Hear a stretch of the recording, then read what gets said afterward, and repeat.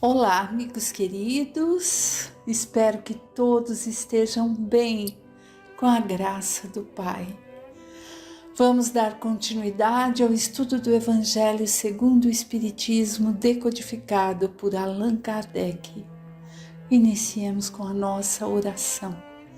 Pai nosso que estás no céu, santificado seja o vosso nome. Que venha a nós do vosso reino. Que seja feita a vossa vontade, assim na terra, como nos céus.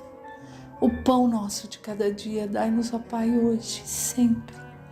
Perdoa as nossas dívidas, como também devemos perdoar aos devedores. Não nos deixeis, ó Pai, que caiamos em tentações e livra-nos de todo o mal. Que assim seja, com a graça de Deus. Hoje nós vamos dar continuidade ao estudo do Evangelho, no capítulo 13, que vossa mão esquerda não saiba o que faz vossa mão direita, né? Nós estamos no item 4, os infortúnios ocultos. Vamos ver o que Kardec nos colocou a respeito. Nas grandes calamidades, a caridade se manifesta e vence campanhas nobres e generosas para remediar os desastres. Mas, ao lado dessas tragédias gerais, existem milhares de tragédias particulares que passam despercebidas. É o caso das pessoas que jazem num leito de dor sem se queixarem. São a esses desventurados, discretos e ocultos que a verdadeira generosidade sabe procurar, sem esperar que lhe venham pedir assistência. Então, nesse pedacinho, nos pedem para olhar, sim, por aqueles que carecem da ajuda material, mas também olhar por aqueles que se calam, aqueles que não pedem, aqueles que dizem assim, eu não quero incomodar, mas que precisam também, ou seja, do material, ou geralmente de uma palavra amiga, de um apoio, de uma escuta, de uma visita breve para dizer, oi, como você está hoje, melhorou? E aquela nuvem cinza que estava ali naquela cabecinha some. Aí a gente vai embora e aquela pessoa começa a lembrar que estivemos ali e alivia os pensamentos difíceis. É dessa caridade, né, que está sendo falado nesse início desse parágrafo aqui, nesse primeiro parágrafo dos infortúnios ocultos. Vamos continuar? Quem é esta mulher com ar distinto, vestida de modo simples, embora com distinção, seguida de uma jovem, também vestida modestamente? Ela entra numa casa de miserável aspecto, onde, sem dúvida, é conhecida, pois à porta saúdam-no com respeito. Onde ela vai? Sobe até um quarto humilde. Ali mora uma mãe de família cercada de criancinhas. Com sua chegada, a alegria brilha nas faces enfraquecidas. É porque ela vem acalmar todas as dores. Traz o necessário, acompanhada de doces e consoladoras palavras que fazem aceitar o benefício sem se sentirem envergonhados, uma vez que esses infortunados não são de maneira alguma profissionais da mendicância. O pai está no hospital e, durante esse tempo, a mãe não pôde suprir as necessidades da família.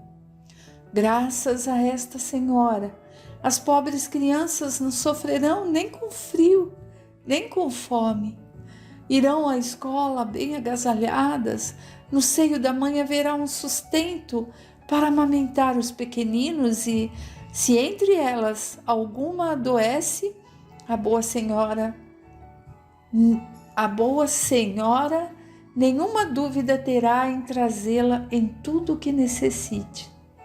Dali se dirigirá ao hospital para levar ao pai algum consolo e tranquilizá-lo sobre a situação de sua família. Na esquina, um veículo à espera, verdadeiro depósito de tudo o que doa a seus protegidos que visita sucessivamente. Ela não lhes pergunta a sua crença, sua opinião, pois para ela todos os homens são irmãos e filhos de Deus. Quando termina a visita, diz a si mesma: comecei bem o meu dia. Qual é seu nome? Onde mora? Ninguém o sabe.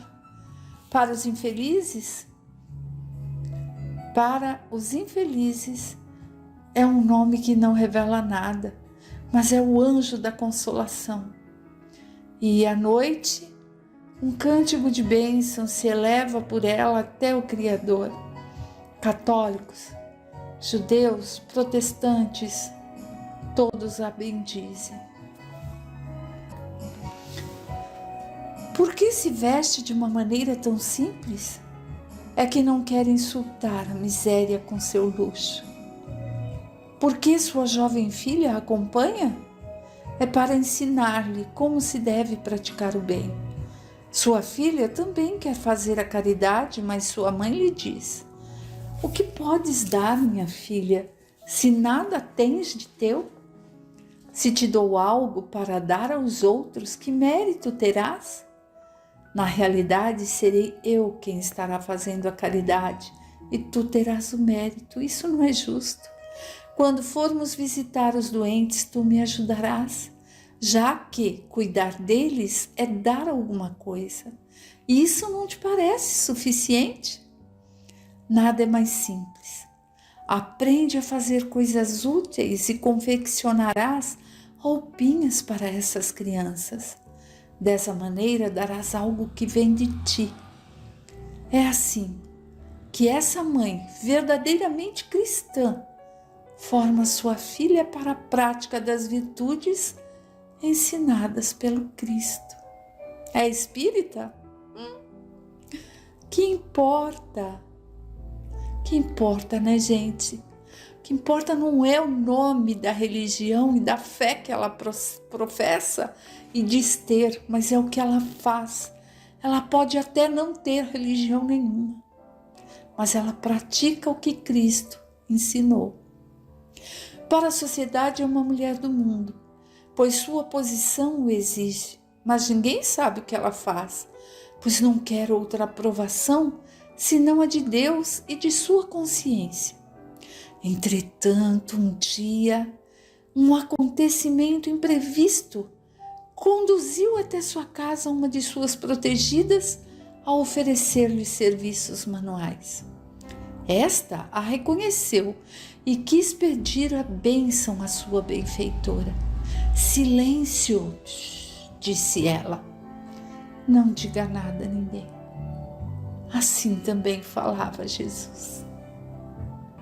Então vejamos o que aprendemos aqui nessa passagem, né, dos infortúnios ocultos. Ajudar sempre sem olhar a quem.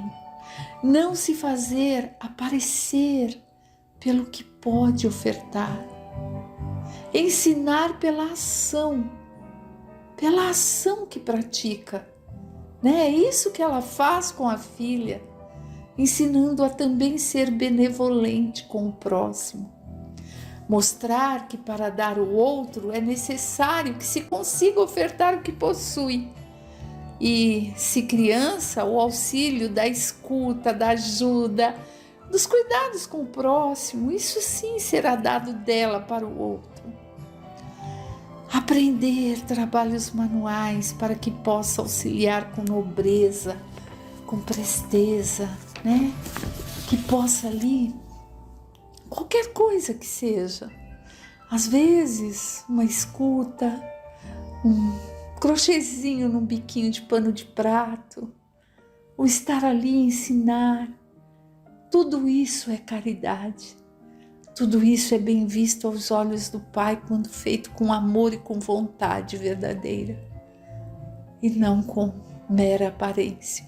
E é isso que essa senhora nos mostra. E quando alguém que a conhece vai lá para trabalhar na casa dela, a reconhece e quer ali agradecê-la, ela fala: não diga nada a ninguém. Ela não quer que saibam que seja ela, não porque esteja se escondendo, mas porque não precisa. A verdadeira caridade não precisa de holofotes, né? Vamos agora à leitura do O Óbolo da Viúva. Jesus, estando sentado em frente ao gasofilácio, que era uma caixa de esmola nos templos, observava como o povo nele colocava o dinheiro, como as pessoas ricas davam muito. Veio então uma pobre viúva que colocou apenas 2 pequenas moedas. Então Jesus, tendo chamado seus discípulos, lhes disse: desculpem, eu vos digo em verdade que esta pobre viúva deu mais do que todos os que colocaram no gasofilácio, pois todos os outros deram o que era de sua abundância, mas esta deu de sua penúria, até mesmo tudo o que tinha e tudo o que lhe restava para viver. Marcos capítulo 12, versículo 41 a 44 e Lucas capítulo 21, versículo de 1 a 4. Bem, meus amigos, aqui nós vemos que Jesus está ali e observa, né? Que aqueles mais empoderados financeiramente iam ali e colocavam muitas coisas, né? Mas eram o supérfluo, porque eles já tinham bastante, eles poderiam dar aquilo e não faria falta. Até que chegou uma viúva e doou ali óbolo, na época era uma moeda de pequeno valor, seria como se fosse uma pequena esmola, mas ela deu as moedas que ela tinha, e era tudo que ela tinha. Então, quanto valor isso tinha, né? Isso tem, na verdade, quando a gente oferta aquilo que realmente a gente também usa, que também a gente pode precisar, mas sabe que o irmão está precisando mais. É disso que fala aqui nesse início. Muitas pessoas lamentam não poder fazer todo o bem que desejariam por falta de recursos suficientes e desejam a riqueza, dizem elas, para fazer da fortuna um bom uso. Sem dúvida, a intenção é louvável e talvez muito sincera em alguns, mas será que é totalmente desinteressada em todos? Não há aqueles que, desejando fazer o bem aos outros, ficariam felizes se começassem primeiro a fazer o bem para si mesmos? Se permitirem mais prazeres, se proporcionarem um pouco mais de luxo que lhes falta, com a condição de darem o resto, o que sobra, aos pobres? Esta segunda intenção oculta, disfarçada, que encontrariam no fundo de seus corações se o interrogassem, anula o mérito da intenção, visto que a verdadeira caridade faz o homem pensar primeiro nos outros para depois pensar em si mesmo. O sublime da caridade, neste caso, seria procurar em seu próprio trabalho, pelo emprego de suas forças, de sua inteligência, de seus talentos, os recursos que faltam para realizar suas intenções generosas. Aí estaria o sacrifício mais agradável ao Senhor. Infelizmente, a maior parte das pessoas sonha com os meios fáceis de se enriquecer rapidamente e sem trabalho, correndo atrás de ilusões, como as descobertas de tesouros, uma oportunidade favorável, recebimento de herança inesperada, etc. O que dizer daqueles que esperam encontrar auxílio entre os espíritos para ajudá-los nas pesquisas dessa natureza? Certamente não conhecem o objetivo sagrado do espiritismo, muito menos a missão dos espíritos, a quem Deus permite se comunicar com os homens. Decorre por isso serem punidos pelas decepções. O Livro dos Médiuns, questões 294 e 295.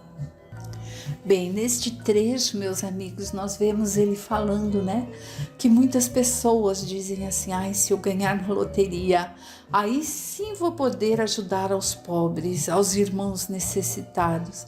Mas que lá no fundo está pensando assim: vou viajar muito, vou comprar uma mansão, vou tirar férias o resto da vida, e o que sobrar eu darei ao outro.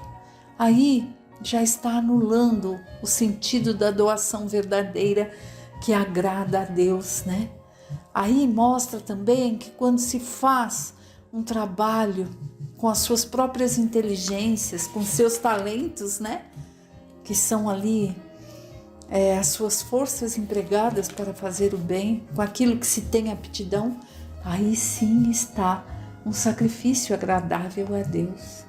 E aí também fala daqueles que procuram a ajuda da espiritualidade para saber ali como conseguir ficar rico.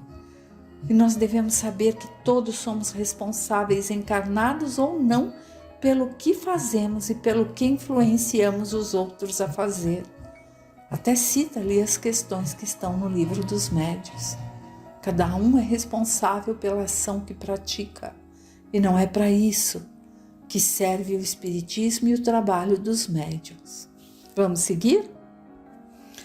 Aqueles cuja intenção está isenta de todo interesse pessoal devem se consolar com a sua impossibilidade em fazer o bem que gostariam, sabendo que a dádiva do pobre, como no caso da viúva no ensinamento de Jesus, que deu o pouco que possuía, pesou mais na balança de Deus do que o ouro do rico que dá sem se privar de nada. Sem dúvida, seria grande a satisfação de poder socorrer largamente a pobreza. Mas, se isso é impossível, é preciso se submeter e se limitar a fazer o que se pode. Aliás, não é apenas com dinheiro que se podem secar as lágrimas, e não é preciso ficar inativo por não possuí-lo. Aquele que quer sinceramente ser útil aos irmãos encontra 1000 ocasiões para fazê-lo. Quem as procura, as encontrará. Ou seja, quem quer ajudar, vai aparecer a oportunidade de ajudar. Quem não pode doar uma cesta de alimentos, talvez possa doar um alimento da cesta, e já é uma ajuda bem vista aos olhos de Deus. E aquele irmão que vai receber aquele alimento será grato por isso. Não que busquemos holofotes, mas satisfará a sua fome. E se assim também não há possibilidade de se dar ali um alimento que compõe aquela cesta, horas, pode-se ajudar a separar os itens da cesta que os necessitados receberão, As cestas precisam ser montadas, então pode ir lá num dia, eu não posso comprar mantimento para pôr ali, mas eu vou dar o meu tempo de trabalho, montar a cesta com muito amor àquele que vai receber. Pode então ajudar na entrega e assim por diante, mas há sempre uma forma de ajudar, se quiser de verdade, Quem as procura as encontrará, seja de uma maneira ou de outra, pois não há ninguém que dentro de um padrão de vida normal não possa prestar um serviço, prestar-se a uma consolação, aliviar um sofrimento físico ou moral, fazer um esforço útil. Na falta de dinheiro, cada um não possui seu trabalho, seu tempo, seu repouso, dos quais pode dar uma pequena parte? Aí também está a dádiva do pobre, o óbolo, a esmola da viúva. Sempre há como, basta querer. Por exemplo, se não há ali, como foi dito, aquele dinheirinho ali que dê para tirar das economias do mês e comprar um alimento para ajudar alguém, um item de higiene. Então há o tempo físico ali do relógio para se dispor a uma vez por mês participar de uma casa que auxilie e ajudar ali nos trabalhos da casa. Mas se mesmo assim não der, há sempre algo que todos podemos fazer. Sabe o quê? A oração por alguém. Eis aí uma bela forma de doação. Elevar até Deus o pensamento a favor de um irmão. Um irmão necessitado, mas essa necessidade que ele tem pode não ser só do alimento, pode ser de fé, de esperança, de resiliência diante de uma doença, né? E quando não podemos sair de casa, não podemos comprar algo para doar, podemos sim, na hora da nossa prece, conversar com Deus e dizer: Deus Pai, olhai por este irmão que está precisando muito mais que eu. Dai a ele a coragem de enfrentar as dificuldades. Dai a ele a fé em Deus para que siga avante, sempre confiando que dias melhores virão. Certo? Então, meus amigos, por hoje vamos ficar por aqui, que o tempo não dá para continuarmos o estudo e a leitura, mas até breve, se Deus o quiser, Ele há de querer. Boa semana a todos, que a paz reine no coração de cada um e que saibamos todos nós colocar em prática um pouquinho daquilo que aprendemos, pois é isso que Jesus espera de seus filhos, aprendizes ali do Evangelho, né? Até mais, fiquem com Deus.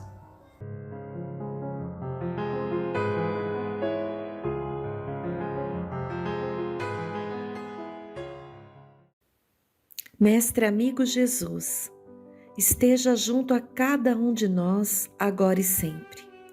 Estamos agradecidos pela oportunidade de aprendizado dessa doutrina que nos auxilia a nos aproximar de Ti, de Deus. Vamos ao Livro dos Espíritos, por Allan Kardec. Estamos no capítulo 11, Lei de Justiça, Amor e Caridade. Item 1, Justiça e Direito Natural. Pergunta 873. O sentimento de justiça é natural ou resulta de ideias adquiridas? É de tal modo natural que vos revoltais ao pensamento de uma injustiça. O progresso moral desenvolve sem dúvida esse sentimento, mas não o dá. Deus o pôs no coração do homem. Eis porque encontrais frequentemente, entre os homens simples e primitivos, noções mais exatas de justiça do que entre pessoas de muito saber. 874. Se a justiça é uma lei natural, como se explica que os homens a entendam de maneiras tão diferentes, que um considere justo o que a outro parece injusto? É que, em geral, se misturam paixões ao julgamento, alterando esse sentimento, como acontece com a maioria dos outros sentimentos naturais, e fazendo ver as coisas sob um falso ponto de vista. 875. Como se pode definir a justiça? A justiça consiste no respeito aos direitos de cada um. 875-A. Que determina esses direitos? São determinados por duas coisas, a lei humana e a lei natural. Tendo os homens feito leis apropriadas aos seus costumes e ao seu caráter, essas leis estabeleceram direitos que podem variar com o progresso. Vede se as vossas leis de hoje, sem serem perfeitas, consagram os mesmos direitos que os da Idade Média. Esses direitos superados, que vos parecem monstruosos, pareciam justos e naturais naquela época. O direito dos homens, portanto, nem sempre é conforme à justiça. Só regula algumas relações sociais, enquanto na vida privada há uma infinidade de atos que são de competência exclusiva do Tribunal da Consciência. 876. Fora do direito consagrado pela lei humana, qual a base da justiça fundada sobre essa lei natural? O Cristo vos disse, abre aspas, querer para os outros o que quereis para vós mesmos, fecha aspas. Deus pôs no coração do homem a regra de toda a verdadeira justiça, pelo desejo que tem cada um de ver os seus direitos respeitados, na incerteza do que deve fazer para o semelhante em uma dada circunstância, que o homem pergunte a si mesmo como desejaria que agissem com ele. Deus não lhe poderia dar um guia mais seguro que a sua própria consciência. Nota de Allan Kardec. O critério da verdadeira justiça é, de fato, o de se querer para os outros aquilo que se quer para si mesmo, e não de querer para si o que não se deseja para os outros, o que não é a mesma coisa. Como não é natural que se queira o próprio mal, se tomarmos o desejo pessoal por norma ou ponto de partida, podemos estar certos de jamais desejar ao próximo senão o bem. Desde todos os tempos e em todas as crenças, o homem procurou sempre fazer prevalecer seu direito pessoal. O sublime da religião cristã foi tomar o direito pessoal por base do direito do próximo. 877. A necessidade de viver em sociedade acarreta para o homem obrigações particulares? Sim, e a primeira de todas é a de respeitar os direitos dos semelhantes. Aquele que respeitar esses direitos será sempre justo. No vosso mundo, onde tantos homens não praticam a lei de justiça, cada um usa de represálias e vem daí a perturbação e a confusão da vossa sociedade. A vida social dá direitos e impõe deveres recíprocos. 878. Podendo o homem iludir-se quanto à extensão do seu direito, o que pode fazer para que ele conheça os seus limites? Os limites do direito que reconhece para o seu semelhante em relação a ele, na mesma circunstância e de maneira recíproca. 878-A. Mas se cada um se atribui a si mesmo os direitos do semelhante, em que se transforma a subordinação aos superiores, não será isso a anarquia de todos os poderes? Os direitos naturais são os mesmos para todos os homens, desde o menor até o maior. Deus não fez uns de limo mais puro que outros, e todos são iguais perante Ele. Esses direitos são eternos. Os estabelecidos pelos homens perecem com as instituições. De resto, cada qual sente bem a sua força ou a sua fraqueza e saberá ter sempre uma certa deferência para aquele que o merecer por sua virtude e seu saber. É importante assinalar isto, para que os que se julgam superiores conheçam os seus deveres e possam merecer essas deferências. A subordinação não estará comprometida quando a autoridade for conferida à sabedoria. 879. Qual seria o caráter do homem que praticasse a justiça em toda a sua pureza? O do verdadeiro justo, a exemplo de Jesus, porque praticaria também o amor do próximo e a caridade, sem os quais não há verdadeira justiça. Então, neste primeiro item, justiça e direito natural, Kardec nos esclarece neste capítulo que esse sentimento de justiça é dado por Deus a nós, mas que precisamos, através das nossas experiências, desenvolver esse sentimento, nos desenvolvendo e evoluindo moralmente. É por isso que encontramos tantas desigualdades, cada qual misturando paixões ao julgamento, criando confusões nas relações um com o outro. E deixa claro aqui que a justiça consiste no respeito aos direitos de cada um. Em nota, Kardec fala: o direito da verdadeira justiça é, de fato, o de se querer para os outros aquilo que se quer para si mesmo, e não de querer para si o que se deseja para os outros, o que não é a mesma coisa. Então, precisamos refletir muito sobre essas questões para que possamos aprimorar esse sentimento de justiça e, como diz aqui a última pergunta, qual seria o caráter do homem que praticasse a justiça em toda a sua pureza? E aqui a resposta: a do verdadeiro justo, a exemplo de Jesus, porque praticaria também o amor do próximo e a caridade, sem os quais não há verdadeira justiça. Então vejam que valerá a pena, sim, se nos esforçarmos nessa encarnação, pelo nosso progresso moral, pelo entendimento maior dos ensinamentos de Jesus, nosso maior modelo, e com esse esforço verdadeiro, com certeza, nós acabaremos melhorando a justiça humana, como relatado aqui, das leis humanas de hoje, com relação às leis mais da Idade Média.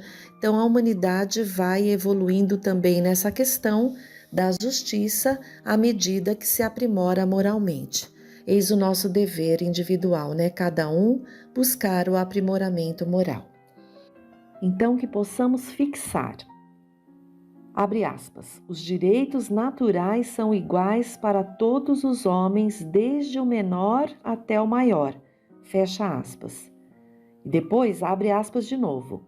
O amor e a caridade são o complemento da lei da justiça, porque amar ao próximo é fazer-lhe todo o bem que está ao nosso alcance e que gostaríamos nos fosse feito a nós mesmos. Fecha aspas. São trechinhos que lemos nesse item importantes para a nossa reflexão. No próximo item, item 2, direito de propriedade, roubo. Pergunta 880. Qual é o primeiro de todos os direitos naturais do homem? O de viver. É por isso que ninguém tem o direito de atentar contra a vida do semelhante ou fazer qualquer coisa que possa comprometer a sua existência corpórea.